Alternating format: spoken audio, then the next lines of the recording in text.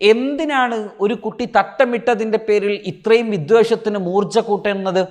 ആ പെൺകുട്ടി ശിരോവസ്ത്രം ധരിച്ചാൽ ഏത് അവകാശമാണ് ഇടിഞ്ഞു വീഴുന്നത്? തൻ്റെ വിശ്വാസപ്രകാരമുള്ള വസ്ത്രം, അതും യൂണിഫോമിന് വിരുദ്ധമല്ലാത്ത വിധത്തിലുള്ള തട്ടമണിഞ്ഞു വന്നത് എങ്ങനെയാണ് അപവാദമാകുക, അപരാധമാകുക?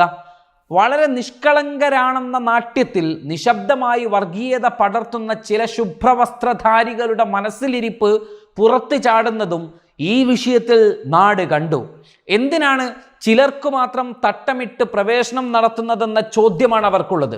ലക്ഷ്യം വ്യക്തമാണ്. ഭക്ഷണത്തിൽ, വസ്ത്രത്തിൽ, നിറത്തിൽ, നടപ്പിൽ, ഭാഷയിൽ വരെ വർഗീയ കളങ്കമുണ്ടാക്കുക, അതിലൂടെ ചിലർ തങ്ങളിൽപ്പെട്ടവരല്ലെന്ന് സ്ഥാപിക്കുക, ഒടുവിൽ അവരെ തിരസ്കരിക്കുക. ഭൂരിപക്ഷ വർഗീയതയുടെ ഇത്തരം കുടില വിചാരധാരകളുടെ നടത്തിപ്പുകാരായി ചില ന്യൂനപക്ഷങ്ങളും മുന്നണിയിലുണ്ടെന്ന തിരിച്ചറിവാണ് പള്ളുരുത്തി സംഭവം ഒന്നുകൂടി ഓർമ്മിപ്പിക്കുന്നത്.